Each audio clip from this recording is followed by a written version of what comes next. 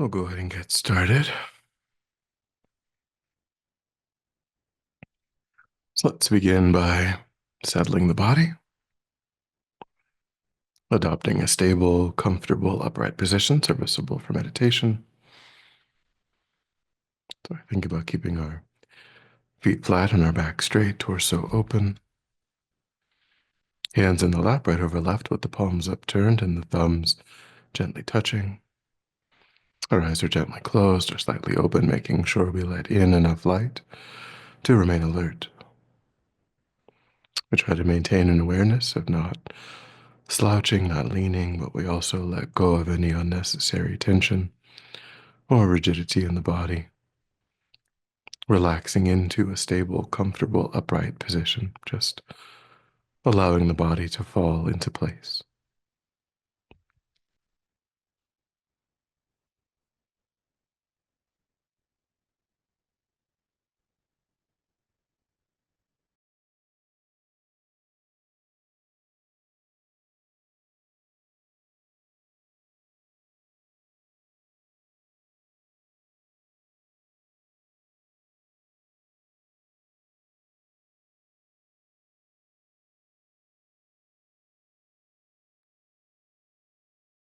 Then we begin to move the mind, the awareness, inward away from the external world,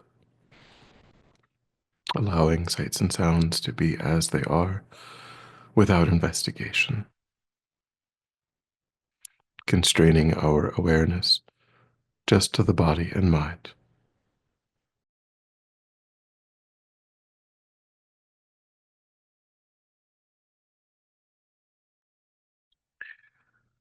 Beginning to concentrate that awareness in the present by attending closely to the physical sensation of the air moving into and back out of the tip of the nostrils.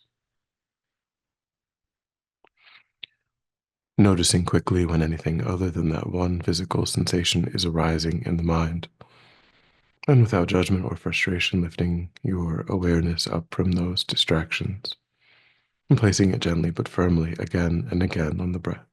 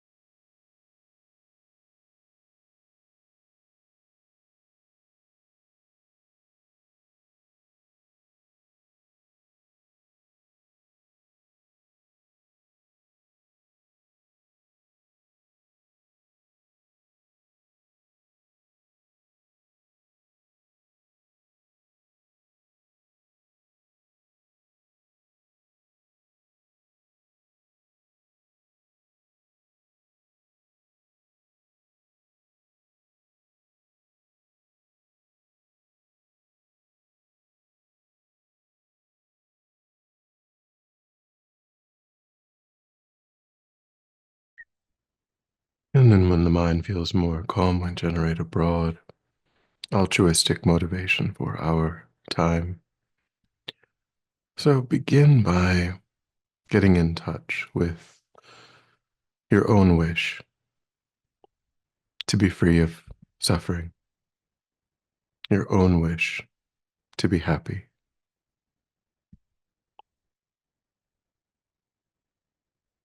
Think deeply about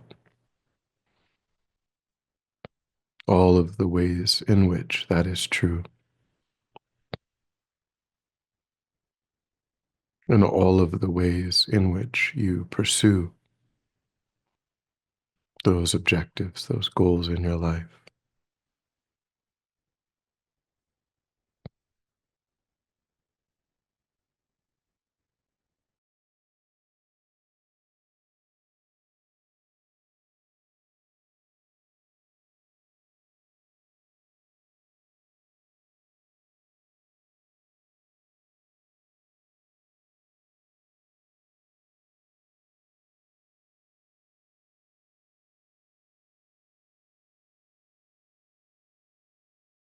Recognize that most often you yourself are putting yourself in the center of your story.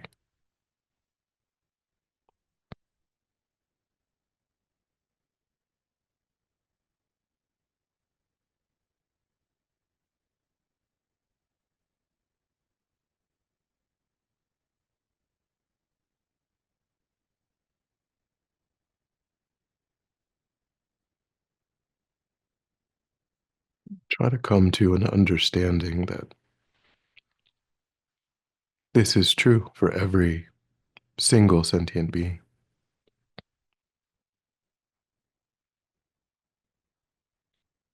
Different people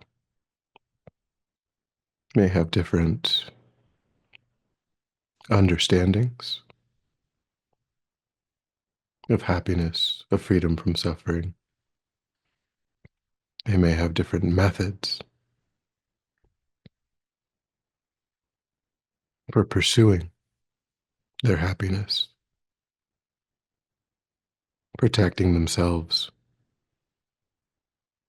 from suffering.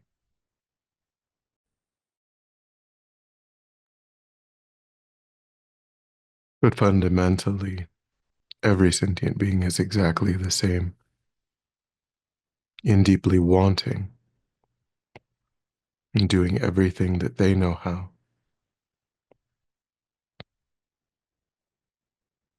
to accomplish these goals.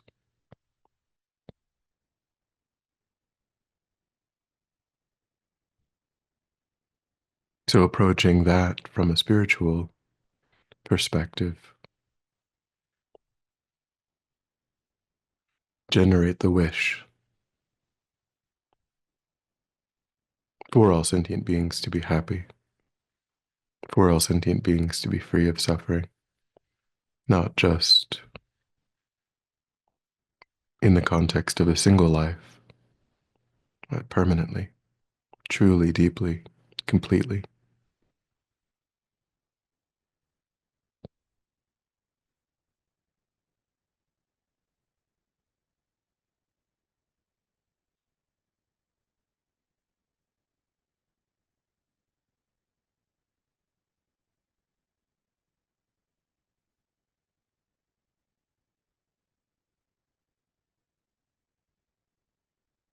And think that my ability to bring about this result depends upon the content of my mind, my own familiarities, my own habits, my own tendencies.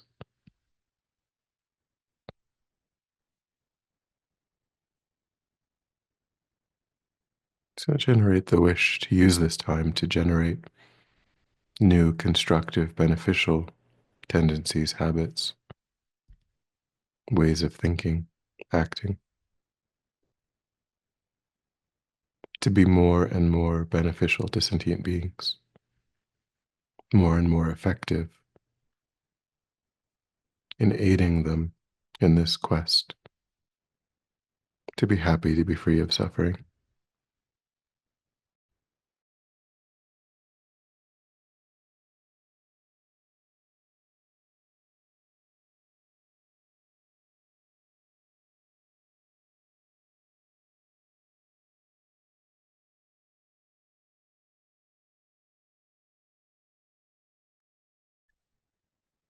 And with that motivation, we will move on to the sixth verse of the 8 verses of thought transformation. Even if someone I have benefited and in whom I have placed great hopes hurts me very badly, I will practice seeing that one as my sublime teacher. Even if someone I have benefited and in whom I have placed great hopes hurts me very badly, I will practice seeing that one as my sublime teacher. So in this verse, we continue to work with the energy of expectation.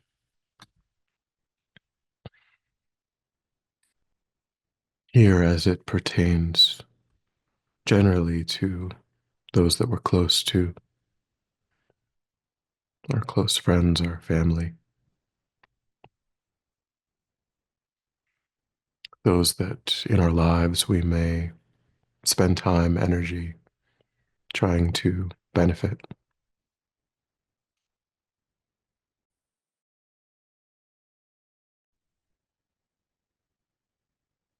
And that benefit, that time, that energy, does it come with expectation? Does it come with the expectation that because of our time, because of our energy, we expect this person to respond with kindness, with gratitude?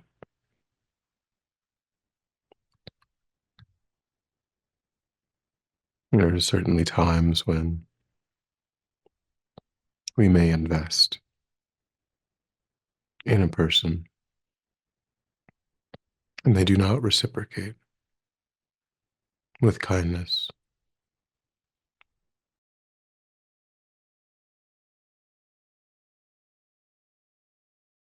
So this is asking the question, is our love, is our compassion, is it unconditional?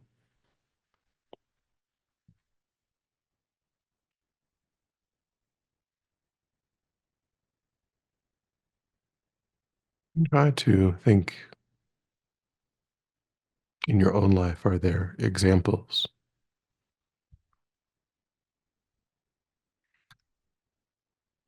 of times when you were in this situation?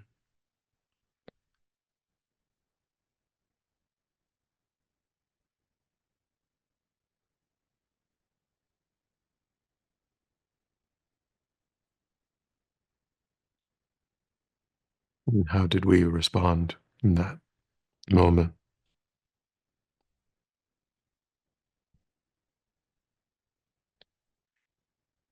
How did our sense of self appear,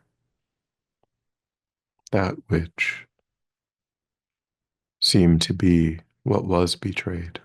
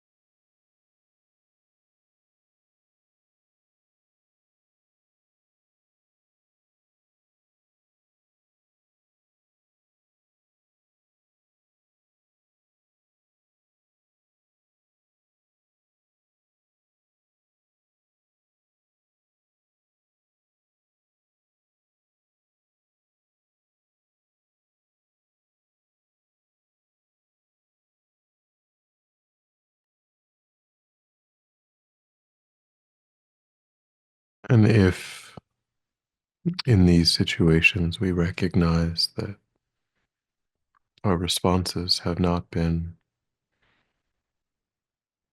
up to the ideal standard that we would hope, then we try, as it says, to recognize being given these experiences is an opportunity to realize the limits of our love, our compassion, to realize that it often is conditional, that our friendships, our relationships with others is often tied to a sense of reciprocity.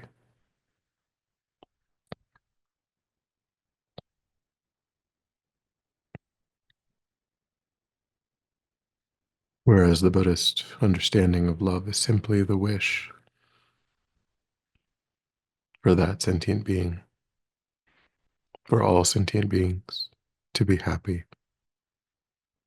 and the wish for them not to suffer is genuine compassion.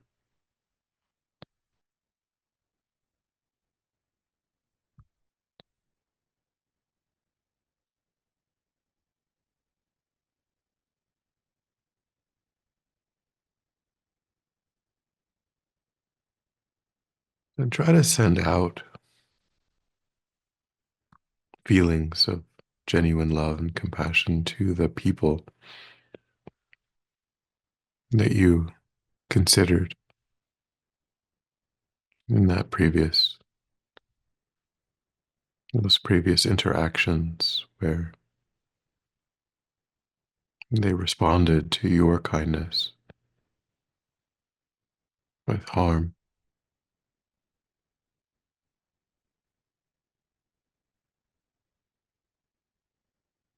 using whatever phrases, thoughts come to mind to generate that sense. May you be happy, may you be free of suffering.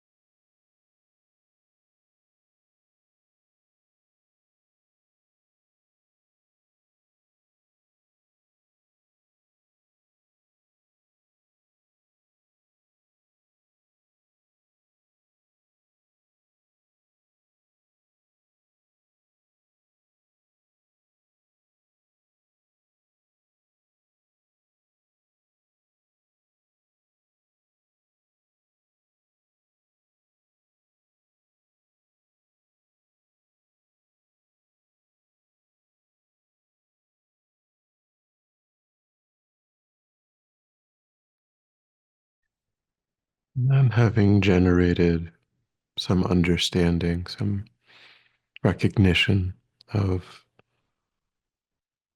what happens in our mind when we experience these difficulties, what our habitual habit pattern has been, and also having generated some experience with attempting to generate unconditional love and compassion, using these insights into our own mind, try to make a strong determination going forward to notice when expectation is arising in the mind, to notice when the mind is slipping into anger, hurt, on the basis of that expectation, and to reorient the mind in those instances, focusing on a generation of unconditional love, compassion.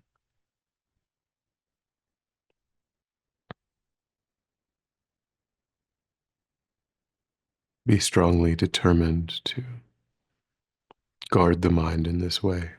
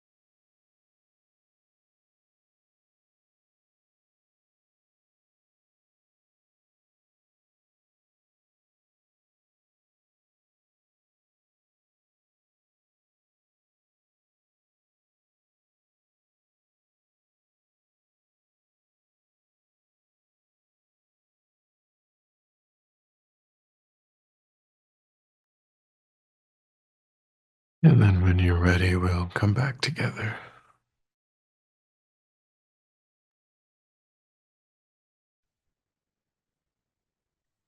And we'll dedicate. So recollect your altruistic motivation and think that by having engaged in this contemplation, you've actualized that motivation which has generated positive energy in the mind. And think that you freely offer the fruit of your practice, that positive energy for the benefit of every sentient being without exception. Thinking strongly when that positive energy ripens, may it serve as a cause and condition to eliminate war and conflict, poverty, famine, disease, disasters, all painful inner and outer conditions. May it fully ripen the minds of all sentient beings. May they quickly meet perfect teachers and arise in the state of full enlightenment. May I too achieve this state of enlightenment so that I might work for the benefit of sentient beings perfectly. May any obstacles facing the Guru's long life be completely dispelled, and may I and all sentient beings in this moment come under the joyful care and guidance of enlightened beings. May we be guided and protected until we swiftly achieve that state of enlightenment.